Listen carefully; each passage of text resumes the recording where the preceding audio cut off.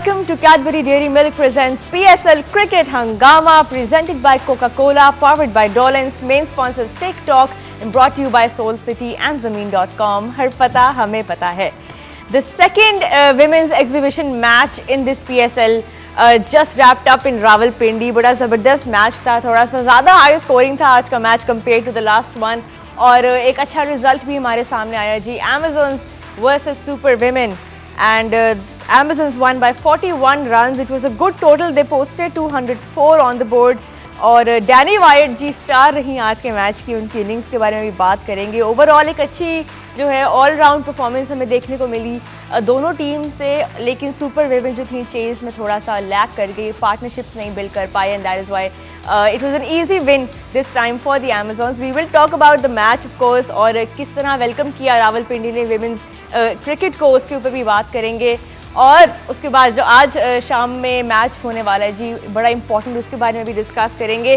Because you know the stage is set now, the final stages of the league are here and every match counts even more now.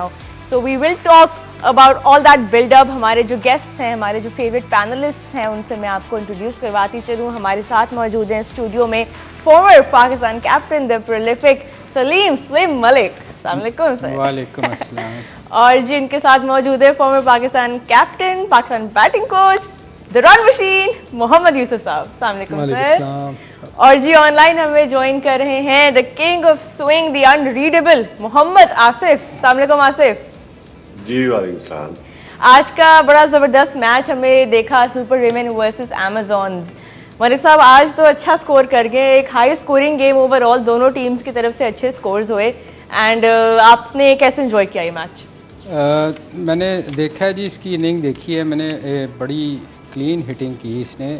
इसमें एक चीज़ थी जो हमारे players में और उनके प्ले में जो फ़र्क नज़र आता है ना. किसकी आप कौन सी इनिंग्स की बात कर रहे हैं आप? ये और लड़कियों की इनिंग. अच्छा, मुझे लगा किसी प्लेयर की बात कर रहे हैं, मैं मिस कर गई थी. नहीं, मैं ये डैनी की बात कर रहा हूँ. डैनी वाइट की जो मैंने इनिंग देखी, वो उसने और हमारे बैट्समैनों में वुमेन लड़कियों के बैटर्स में ये फ़र्क नज़र आ रहा था कि हम थोड़ा सा ना फिजिकली थोड़ा सा हम वीक हैं. अगर आज आप देखें, उसने जितनी भी हिटें मारी वो ग्राउंड से बाहर छक्के गए. हमारे प्लेयर्स की टेक्निक अच्छी है, इसमें कोई शक नहीं, बहुत अच्छी थी. मगर बिस्मा जब भी हिट मार रही थी, आप देखें उसकी मुश्किल से बाउंड्री तक, वो उसके लिए मेरा ख्याल है थोड़ा सा हमारी लड़कियों को उनके लेवल पे जाने के लिए थोड़ा सा स्ट्रेंथन करना पड़ेगा अपनी जो फिटनेस को, क्योंकि हम थोड़ा सा मेरा ख्याल उनसे, एक तो हमने क्रिकेट लड़कियों की बड़ी लेट शुरू की है और उससे मेरा ख्याल बहुत फ़र्क पड़ता है. और दूसरी उनकी इनिंग में जिसने 80 किया है ना जी लॉरेन ने, उसको अगर मैंने बड़ी इन्जॉय की उसकी इनिंग. उसकी इसलिए इन्जॉय की कि उसने एक बॉल उसको ऑफ साइड पे लेफ्ट आर्म ने वाइड बॉल की, वो निकली हुई थी, और उसने एक्स्ट्रा कवर में छक्का मारा. मतलब लड़कियों में ये चीज होना बड़ी बात है. स्पिनर की बॉल थी जो स्पिनर की, लेफ्ट आर्म स्पिनर को उसने वो निकली, उसने उसको वाइड बॉल की, उसने वाइड बॉल निकल के एक्स्ट्रा कवर में छक्का मारा. थोड़ा बहुत ट्रबल भी हुई थी वो फातिमा सना से, but she played she red her very well. वही आप जो कल बात कर रहे थे कि रीड नहीं करते स्पिनर्स को. रीड करने के बाद फिर उसने अगेंस्ट द स्पिन नहीं मारी, विद द स्पिन मारी है. ये जो अच्छी चीज़ उसमें नजर, ये चीज़ें हमारे PSL में लड़कों को सीखनी चाहिए.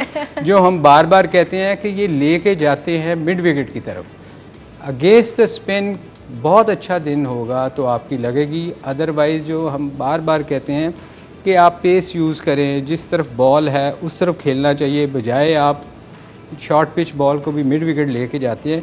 ये चीज़ें मेरा ख्याल आज का मैच लड़कों को जो बहुत सारे a lot of tips you can pick up from the way that you know Laura Winfield batted, and of course Danny Wyatt की जो 97 रन्स की इनिंग्स थी, जस्ट शाई ऑफ 3 रन्स उनका 100 आज होता है, बट नॉनदलेस 45 बॉल्स पे 97 की इनिंग्स जबरदस्त रही.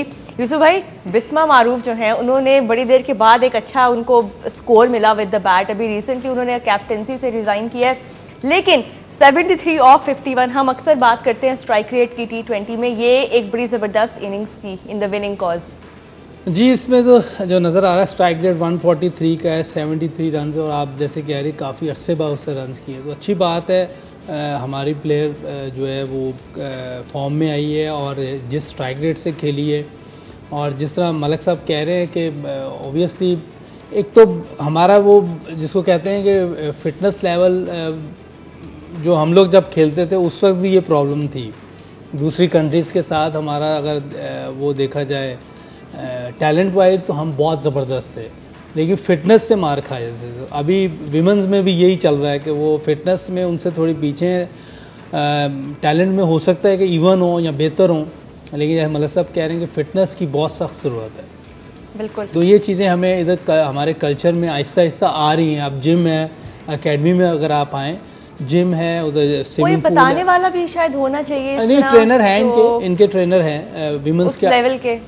अब ये तो मुझे नहीं पता, लेकिन इनके अपने ट्रेनर्स हैं, अपने फिजियो है, सारा कुछ है, कोचेज़ हैं वहाँ, सब चीज़ें जो एकेडमी में है, ये सारी चीज़ें मुहैया हैं हमारे प्लेयर्स को, बैटर्स को, सब पाकिस्तान विमेन हो या मेंस हो, सबके लिए सारी चीज़ें अवेलेबल हैं। बिल्कुल नहीं। मिसबा ने ना आज मैंने थोड़ी सी इनिंग देखी है उसकी, वो ना स्टार्ट थोड़ा सा स्लो हुआ था उसका, क्योंकि वो 40 पे थी और मिसबा जो थी वो 8-10 स्कोर पे थी, मगर बाद में उसकी अच्छी चीज़ जो मुझे अच्छी चीज़ ये लगी थी कि वो शॉटें जो मारती है ना वो गैप में मारती है। उसने बना के शॉटें मारी हैं ऑफ साइड से मिड विकेट की तरफ, मतलब उसको स्विंग तो हो नहीं रहा था पर उसने अच्छी शॉट गैप्स में मारी। ये मिसबा, उसमें एक मिसबा ही इनका मिसबा मारूफ, उसका एक चीज़ मुझे बड़ी अच्छी लगी कि उसकी टेक्निक बेहतर है बाकी लड़कियों से। नो डाउट अबाउट दैट, और इसलिए उनको जो है चार्ज भी दिया गया था कि थोड़ा सा, और वो आई एम श्योर अभी भी अपनी कैपेसिटी में ज़रूर गाइड करती होंगी और बैटर्स को। आसिफ, आप कैसे आप क्या ऐड करेंगे? यहाँ पे एक हाई स्कोरिंग गेम हमें देखने को मिला, लास्ट वाला जो था 133 था, आज वाला मैच बड़ा डिफरेंट रहा और आज फिर बॉलर्स की पिटाई हुई है। बॉलर्स की तो खैर पिछले 3 दिन से ही पिटाई हो रही है। देखिए, आप कंपैरिजन करेंगे तो आपको जो बाहर के बैट्समैन आई हुई है हमारे पास, उनका और अपना दोनों का कंपैरिजन करें तो मच डिफरेंस नजर आएगा। हमारे पास अभी जो हम लोग वर्ल्ड कप खेल के आई हैं लड़कियां, उनके पास एक दो लड़कियां ही हैं। अब 1-2 लड़कियों की से आप अपना टीम विनिंग कॉम्बिनेशन नहीं बना सकते। उनके अगर आप ऑस्ट्रेलिया को देखें, जो जितने भी मैंने मैचेस देखे, उनकी बॉलिंग स्ट्रेंथ, उनकी फील्डिंग स्ट्रेंथ, उनकी बैटिंग स्ट्रेंथ मच बेटर थी। फिर आप ब्रिटिश टीम को ले लें, उनका भी वही स्टैंडर्ड है। उसके बाद इंडिया की टीम आ जाती है, उसके बाद साउथ अफ्रीका की टीम आती है। हम 5वें-6ठे नंबर्स पे ही फिनिश कर रहे हैं, वर्ल्ड कप हो या कोई भी वुमेन कंपटीशन हो। तो उनका स्ट्रक्चर और हमारे स्ट्रक्चर में बहुत जमीन स्पान का फर्क है। उनका स्ट्रक्चर जैसे मेन का स्ट्रक्चर है, उसी तरह उन्होंने वुमेन का, दोनों का स्टैंडर्ड मेंटेन किया हुआ। हमारे जो ऊपर 3-4 टीमें वुमेन्स की है, तो हम पिछले 8-10 साल से टीम तो रन कर रहे हैं, मगर हम जो हमारा मच बेटर स्टैंडर्ड है मेन के साथ, वो हम मेंटेन नहीं कर पा रहे। हम जो बच्चे कुछ कोच है ना, वो वुमेन के साथ लगाते हैं। बिल्कुल, आपका वैलिड पॉइंट है। स्टैंडर्ड के कोचेज, उसी स्टैंडर्ड के फील्डिंग कोच, उसी स्टैंडर्ड के बॉलिंग कोच उनके साथ लगाएंगे तो हम उस स्टैंडर्ड को मैच करेंगे। 100% एग्री विद यू आसिफ। यहाँ पे एक ब्रेक के बाद व्हेन वी कम बैक तो इसी डिस्कशन को कैरी ऑन रखेंगे, कहीं मत जाइएगा।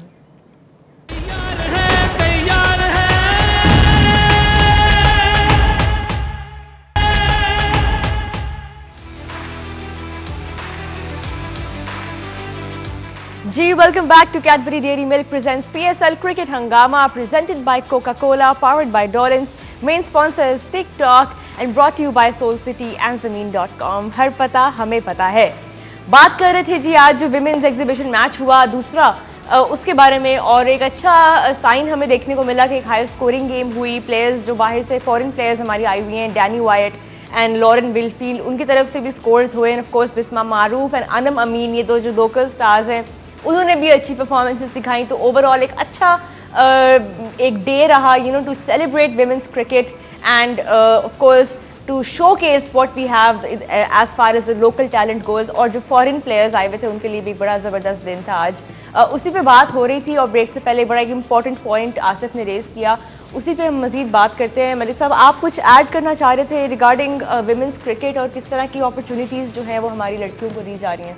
असल में देखें जी, हमारी और उनमें फ़र्क ये है कि आप उन बच्चियों को अगर देखें, वो बचपन से जब 3 साल की होती है ना, तो वो जाके उनको स्विमिंग पूल में फेंक देते हैं और मुख्तलिफ स्पोर्ट्स वो खेलती हैं बचपन से, और उनकी ब्रोटअप ऐसी हुई होती है कि उनको लड़कों में और लड़कियों में कोई ख़ास फ़र्क नहीं होता।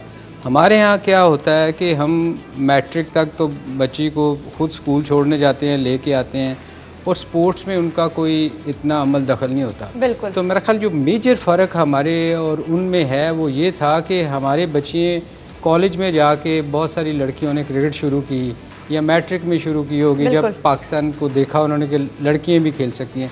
तो मेरा ख्याल हमें टाइम लगेगा उस चीज़ को कवर करने के लिए, और वो ऑब्वियसली फ़र्क तो है। आपको उनकी फ़िटनेस, उनकी बॉलिंग, उनकी बैटिंग में बहुत इसीलिए फ़र्क नज़र आता है कि हमारे और उनमें बहुत उनको तैयार किया जाता है, उनको अपॉर्चुनिटीज दी हर गेम खेलती हैं। आप देखें वो हर गेम में उनकी लड़कियां होती हैं बचपन से लेके। आसिफ, मैं आपका यहाँ पे कमेंट लूंगी क्योंकि आप वहाँ पे रहते हैं बाहर और आप ट्रेन करते हैं बच्चों को और आप काम करते हैं उनके साथ। आप अपनी तरफ से अपनी ऑब्जर्वेशन बताएं कि कितना डिफरेंस है वहाँ पे जिस तरह लड़कियों की क्रिकेट में इन्वेस्टमेंट की जाती है कंपेयर टू पाकिस्तान। जी, जैसा कि अभी लीन भाई बोल रहे थे, अभी अगर आप सुबह देखें कि बच्चे अगर स्कूल जाते हैं तो उनके जो लड़की हैं उनके बैग के साथ कोई हॉकी होगी, किसी ने फुटबॉल पकड़ा होगा, जो जहाँ की जो गेम किसी ने रैकेट पकड़ा होगा, चाहे वो 5 साल की है चाहे वो 6 साल की है, तो वो पढ़ने के साथ साथ स्पोर्ट्स में भी उतना ही वो पार्टिसिपेट करते हैं। तो बात तो सही है कि आपका ब्रॉटअप जिस स्टार्टिंग जो आपकी 3-4 साल से हो जाती है वो हमारे यहाँ कम ही है। हमारे पास क्यों नहीं है वुमेन नेशनल क्रिकेट एकेडमी? लादा एक स्ट्रक्चर होना चाहिए, उस एकेडमी में बच्चियों को ट्रेन किया जाए अर्ली ऑन, हम तभी उस चीज को मैचअप करेंगे। बिल्कुल, ये एकेडमीज और इंस्टीट्यूशंस तो बहुत हम उस लेवल की बात करें। अगर आप थोड़ा सा नीचे लेवल पे देखें तो इवन बाहर गलियों में या ग्राउंड्स या जो पार्क्स और इस तरह के जो रिक्रिएशनल एरियाज हैं वो भी नहीं प्रोवाइड किए हुए लड़कियों के लिए, जहाँ पे वो जाके ट्रेन कर सके, अपने लेजर के लिए खेल सके। उसमें भी बड़े रोड ब्लॉक्स हैं। हमारा कल्चर ही ऐसा है ना जी कि लड़कियां बाहर खेलने जाएं तो उनके लिए बड़ी मुश्किल होती है। अगर आप देखें, अनलेस कि आप घर वालों को साथ जाना पड़ता है, अदरवाइज अकेली लड़की जाके कहाँ खेल सकती है? आप मुझे बताएं, ग्राउंड में जा ही नहीं सकती। स्कूल्स के अलावा वो स्कूल में भी बड़े मुश्किल से नहीं, अभी कुछ स्कूल ऐसे हैं इंग्लिश मीडियम जहाँ बच्चों को प्रमोट किया जा रहा है कि उनके हर किस्म के खेल, सिवाय एचएसएन एक स्कूल है वो लड़कों का है, उसमें हर किस्म की गेम होती है, हर किस्म की, मगर लड़कियों के लिए कोई ऐसा स्कूल नहीं है। यूनिवर्सिटी लेवल पे जिस तरह किनेड कॉलेज है उसकी बहुत एक बड़ी पुरानी हिस्ट्री है विमेंस क्रिकेट की। उनकी जो टीम है उसी से हमारी अभी जो टीम में इतनी लड़कियां वहां से भी आई हैं। लेकिन वही बात है कि जो लड़कियां अफोर्ड कर सकती हैं कि वो किनेड कॉलेज में पढ़ें या वो ऐसे स्कूल्स में पढ़ें जहाँ पे टीम्स हैं, सिर्फ वही उन्हीं के लिए एक प्लेटफॉर्म प्रोवाइड किया हुआ है। किनेड कॉलेज की अपनी ग्राउंड है जी अंदर, और वो उनके कोचेज जो हैं वो बहुत प्रमोट करते हैं इसको। तो इसके अलावा अगर आप देखें किसी की ग्राउंड नहीं है, किसी ग्राउंड छोड़ें, आप जिस तरह लड़के खेलते हैं गली क्रिकेट इतनी एक पॉपुलर कल्चर का पार्ट है हमारा, तो उसमें भी जो है वो बड़ा मुश्किल कर देते हैं। कोई भी स्पोर्ट हो, क्रिकेट ना भी हो, इनकरेजमेंट नहीं मिलती, फिर इजाज़त नहीं मिलती, और फिर वो बड़े मसले, बड़े लड़कियां खेलती हैं बेचारी, घरों में खेलती हैं अपने बहन भाइयों के साथ, वो वहीं अपना शौक पूरा करती हैं। अदरवाइज ग्राउंड में जाना मेरे ख्याल में अभी तक हमारे यहाँ बड़ा मुश्किल है लड़कियों का अकेले जाके खेलना या ग्रुप में भी जाके खेलना। आसिफ, फिर आप ये देखें ना कि इस तरह का जब पूरा सेटअप है एक ग्रास रूट लेवल पे, जब कोई इंफ्रास्ट्रक्चर नहीं है, तो फिर हम सवाल ये करते हैं कि हम लोग वर्ल्ड कप क्यों नहीं जीतते, हम लोग इंडिया को क्यों नहीं हराते, क्योंकि आपकी ग्रास रूट पे ही इन्वेस्टमेंट नहीं हो रही और कोई सेफ स्पेस बनाई नहीं हुई है। तो कैसे हम इंटरनेशनल स्टेज पे जाके जो है हम एक्सपेक्ट करेंगे कि हम परफॉर्म करें? जी बिल्कुल, इस चीज की तो कमी है। आप इंग्लैंड क्लब क्रिकेट में देखें, आपके हर एक क्लब में एक लड़की, अगर 10 लड़के खेल रहे हैं तो एक आध लड़की भी वो इंक्लूड करते हैं। तो इस वजह से उनका स्ट्रक्चर थोड़ा सा मच बेटर है। हमारी जो वुमेन है वो ज्यादा प्रैक्टिस करती है बेचारी, तो उनको भी जो जैसे लड़के क्लब क्रिकेट खेलते हैं उनको भी अपॉर्चुनिटी मिलनी चाहिए कि वो club cricket grass root level से मच बेटर स्टैंडर्ड को मेंटेन करें। जो कि ये बहुत बड़ी कमी है। उनको भी, लड़कियों को भी चाहिए कि क्लब क्रिकेट में जिसको भी शौक है वो लड़कों के साथ जाके प्रैक्टिस करें तो much better standard high maintain कर पाएंगे।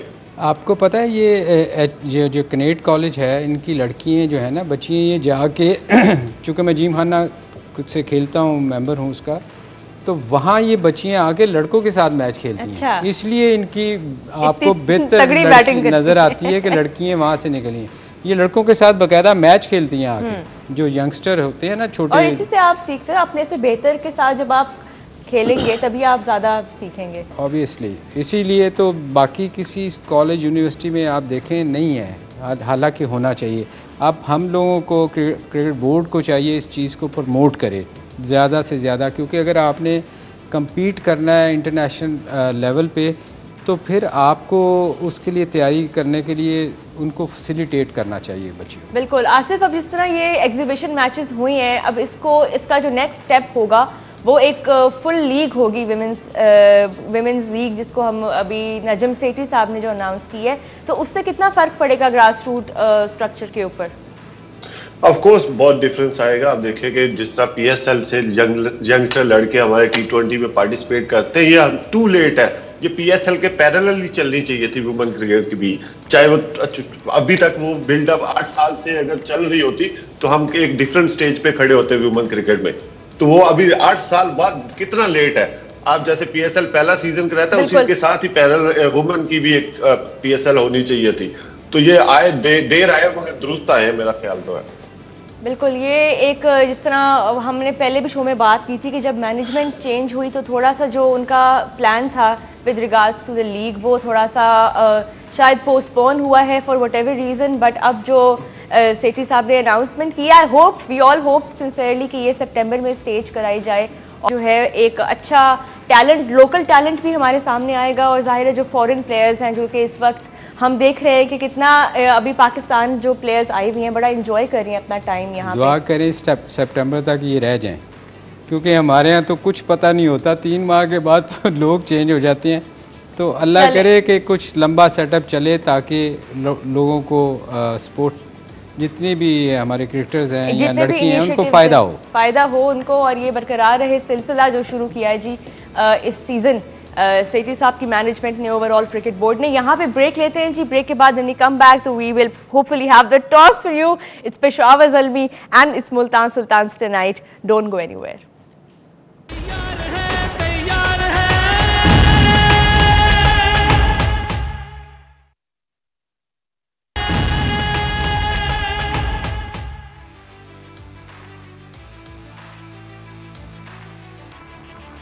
Welcome back to Cadbury Dairy Milk presents PSL Cricket Hangama, presented by Coca-Cola, powered by Dolans, main sponsors TikTok and brought to you by Soul City and Zameen.com. Har pata hame pata hai.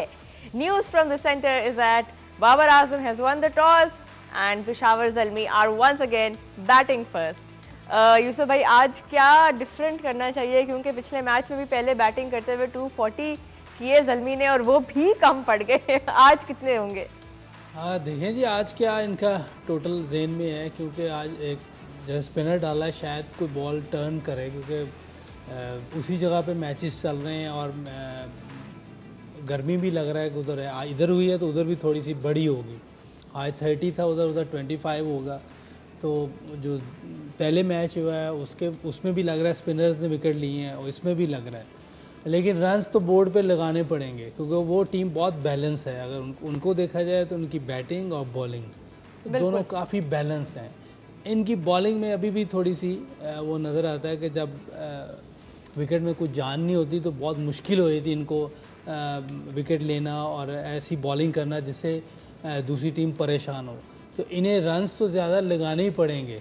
जैसे पिछली बार 240 लगाया है, बहुत बड़ा total था, लेकिन Jason Roy ने बिल्कुल ही उनकी जो बैटिंग थी जो उन्होंने की थी उसको ज़ीरो कर दिया।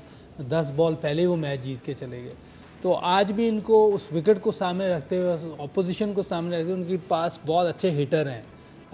टिम डेविड के आने से और उनकी बैटिंग जो स्ट्रांग हो गई और वो बिग हिटर है। जैसे उसने पिछले मैच में 5 छक्के मारे आके। खुशदिल शाह भी खेल रहे हैं आज। खुशदिल शाह को मैं इसलिए लाए कि थोड़ा टर्न होने के चांसेस हैं, इसलिए वो उसको ले आए कि वो हिटर भी है। और उन्होंने एडिशन की है जी कोटरल की, शेल्डन कोटरल। मुझे लग रहा है कि ये West Indian left arm fast bowler लग रहा है, मुझे लगता है हो सकता है वही हो।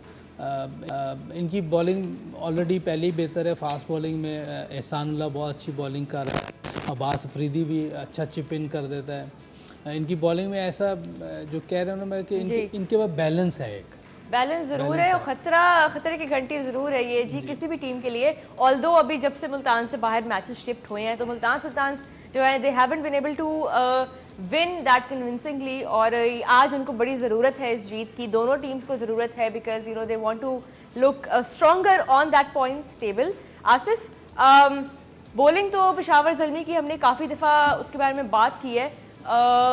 उनके सारे बॉलर्स जो है इकोनॉमी रेट्स अगर आप उनके देखें सारे 9-10 पे हैं, तो यहाँ पे जितनी स्ट्रॉन्ग उनकी बैटिंग थी लास्ट मैच में, कितने हद तक आप उनकी बॉलिंग को भी जिम्मेदार ठहराएंगे जिस तरह वो मैच हारे? जी आप देखें पेशावर ज़ल्मी ओवरऑल तो 200 की तरफ हर मैच में ही गई है, मगर वो हारे हैं बॉलिंग की वजह से। और थोड़ा सा जो पिछले 240 करवाया उसमें बाबर आजम की इन्वॉल्वमेंट बहुत कम थी बॉलर्स के साथ। तो आप बनिस्बत आप देखें कि जैसे कि रिजवान कोई भी बॉलर अगर ट्रबल में होता है तो उसके पास जाके बात करता है, और उनके पास जो बॉलिंग ऑप्शन है मुल्तान के पास वो मच बेटर है। आप देखें जब ऊपर से जैसे Ehsanullah overall through out the tournament जिस तरह से कंसिस्टेंट परफॉर्मेंस कर रहा है, 145 प्लस करता, 150 को टच करता है। दूसरा वो सरप्राइजली अब्बास जिस तरह से क्लेवर बॉलिंग करता है, इतना एक्सप्रेस पेस तो नहीं है उसके पास, मगर सो फार वो कंट्रीब्यूट कर रहा है अपनी टीम के लिए, सर्व करता है अच्छी। एक आध मैच के अलावा जो एक्सपेंसिव रहा उसने अच्छी ओवरऑल इस टूर्नामेंट में बॉलिंग की है।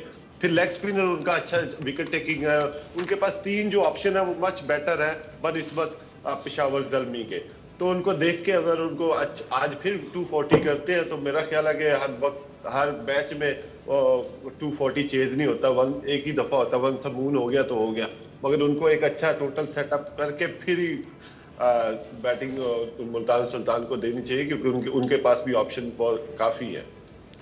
चले ये आसिफ कह रहे हैं कि हर मैच में नहीं होता 240 चेज, लेकिन आज मलिक साहब सामने पहली इनिंग में हो जाता जी, पहली इनिंग में हो जाता तो हर मैच में पहली इनिंग में कैसे होगा, ये भी तो है नहीं वही बात है ना कि जो जिस तरह क्वेटा लास्ट मैच में बैटिंग की उन्होंने बड़ा जबरदस्त उनके फेवर में, क्योंकि उस टाइम पे ऑलरेडी जो है काफी सेट थे Jason Roy, and I think that break really helped him you know get back in form. Malik साहब यहाँ पे सामने मोहम्मद रिजवान है जो कि इस वक्त हाईएस्ट रन स्कोरर जा रहे हैं, और रायली रूसो हैं, इनके पास अच्छे नाम है, तो कितना टारगेट होगा पेशावर ज़ल्मी के माइंड में to make it really competitive? देखिए जैसे अभी यूसुफ भी कह रहे थे कि हर दफ़ा 240 होता भी नहीं है, मगर ये है कि इनकी चूँकि बॉलिंग बहुत वीक है, इनको एटलीस्ट 200 प्लस करना चाहिए, और 200 का बड़ा प्रेशर होता है। आप कल भी देखें कि 227 किया था तो वो इतना प्रेशर हो जाता है कि आप 150 तक नहीं पहुंच पाते, क्योंकि आपको 10-12 की एवरेज चेज करनी होती है। तो अगर इनको जीतना है तो इनको ऑब्वियसली 200 प्लस करना पड़ेगा, अदरवाइज जैसी इनकी बॉलिंग है, आप उनकी बॉलिंग को अगर एनालिसिस करें तो उनके देखें 18 आउट है एहसान के, दूसरे के 13 है, उस्मान के 11 हैं, अफरीदी के अमीर के 11 आउट हैं, और अनवर अली आप डिफरेंस देखेंगे कितना ज्यादा आ रहा है between their top 2 and the rest of the bowling. इनके आप देखें कि सबसे अच्छी बॉलिंग वहाब कर है, सबसे कम स्कोर देता है, मगर आउट देखें उसके 8 है, 5-5। तो ये इनकी बॉलिंग तो ऑब्वियसली नज़र आ रही है कि बहुत वीक है।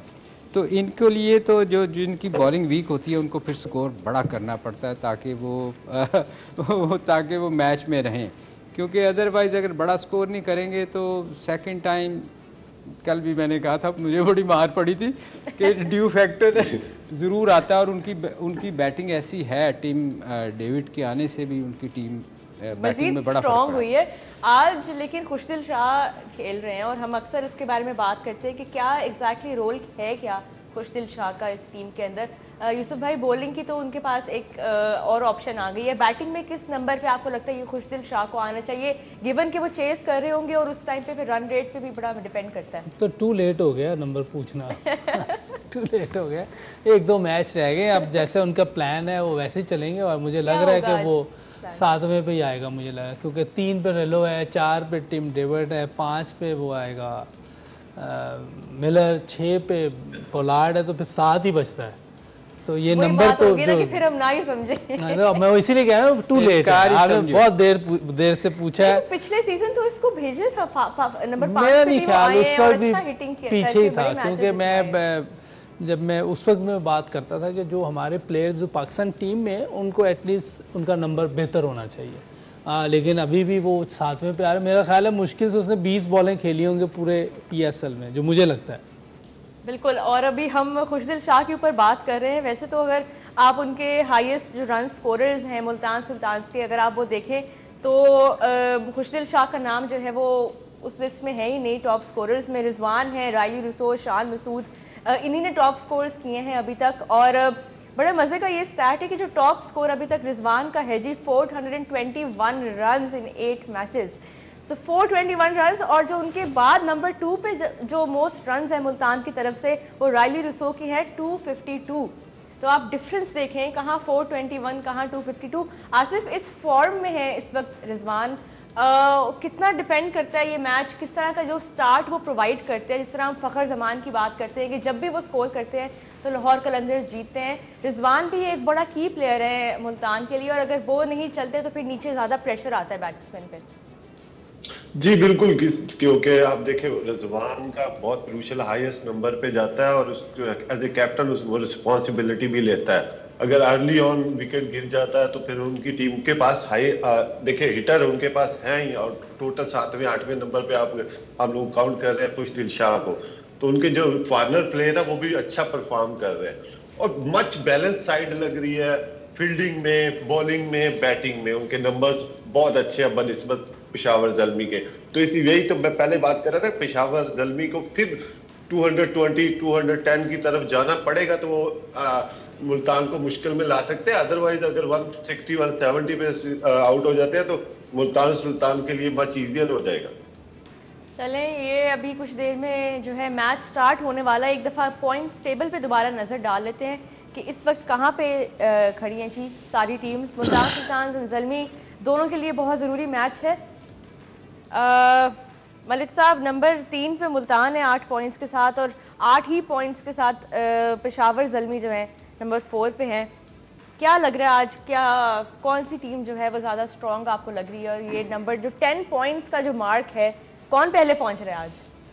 देखिए, ये कहना तो मुश्किल है क्योंकि दोनों टीमें बेहतर हैं, मगर चूँकि कराची की बॉलिंग थोड़ी वीक है और सेकंड बारी में उन्होंने बॉलिंग करनी है, तो इसलिए मुझे लगता है कि मुल्तान के चांसेस। बड़ा सोच समझ के आज मलिक साहब प्रेडिक्शन दे रहे हैं अपनी, क्योंकि नहीं, उसकी रीज़न ये है कि एक तो सेकंड बारी उनकी है। मैं सेकंड को ही, अगर पेशावर खेलता सेकंड तो मैं शायद पेशावर को ही करता। मुझे थोड़ा सा लगता है, मेरी अपनी है। आप कल के मैच के बाद यही प्रिडिक्ट कर रहे हैं कि जो चेजिंग टीम होगी वो थोड़ी ज़्यादा कल और आज में बहुत फ़र्क है। कल IPL की PSL की वो बॉलिंग थी जो शायद मैंने आपको पहले भी कहा था कि जितनी भी लीग्स हो रही हैं उनमें सबसे बेहतर बॉलिंग है, तो इनमें और उनमें बॉलिंग में बहुत फ़र्क है। बिल्कुल, पेशावर की बॉलिंग में और मुल्तान की बॉलिंग में बहुत फ़र्क है, और फिर उनकी बैटिंग बहुत अच्छी तगड़ी बैटिंग है। तो इसलिए दोनों चीज़ें जो हैं वो अनलेस के बहुत बड़ा कोई बहुत ही अच्छा स्पेल कर दे सेकेंड इनिंग में, मगर स्कोर फिर भी बहुत बड़ा करना पड़ेगा उनको। बिल्कुल। और आज पेशावर ज़ल्मी अगर आज का मैच जीत जाते हैं तो फिर जो क्वेटा ग्लैडिएटर्स हैं उनके लिए सूरत हाल जो है वो कुछ उनके फेवर में नहीं होगी। यूसुफ भाई, आपकी प्रेडिक्शन का टाइम हो गया है, अब आप बताएं जी, मुल्तान वर्सेस पेशावर। मेरा ख्याल है मुल्तान सुल्तान, मुझे लगता है बैटिंग उनकी ज़्यादा बैलेंस टीम तो है, लेकिन थोड़ा सा एज जो ड्यू फैक्टर का है, अगर ड्यू पड़ती है तो वो भी एडवांटेज है। चलें, we have 2 votes for Multan Sultan today. Asif, आपकी क्या प्रेडिक्शन है आज, किस टीम को आप देख रहे हैं जीतते हुए आज? जी obviously Multan Sultan much better, अच्छी टीम है, बैलेंस साइड है, मुल्तान सुल्तान। ऑलराइट, आज पहली बार हमारे यहाँ पे कंसेंसस हुआ है जी, तीनों वोट्स मुल्तान सुल्तान की। एक हैवी मेजॉरिटी, और होनी भी चाहिए, बिकॉज ऑन पेपर अगर हम देखें तो दोनों में से जो ज़्यादा बैलेंस टीम है वो मुल्तान सुल्तान्स है। लेकिन जैसे कि यूसुफ भाई कहते हैं कि कुछ कह नहीं सकते हम, you can never tell in T20। Zalmi might play brilliantly, they might bowl brilliantly. तो हम होप यही कर रहे हैं कि आज एक अच्छा मुकाबला हो और बैट और बॉल के बीच में एक अच्छा कॉन्टेस्ट हो, इवन कॉन्टेस्ट हो, और यही होप है जी। आज लेट्स सी कौन सी टीम जीती है, बट जो भी टीम जीतेगी वो आज 10 पॉइंट्स के साथ नंबर 3 पे आ जाएगी, जो कि बड़ा ज़रूरी है उनके लिए going ahead into the playoffs. यहाँ पे जी शो का टाइम हमारा खत्म हो रहा है। हम आपसे मैच के बाद, क्योंकि अब मैच का टाइम स्टार्ट हो गया है, we will see you after the match and discuss what happened at 11। तब तक के लिए अल्लाह हाफिज।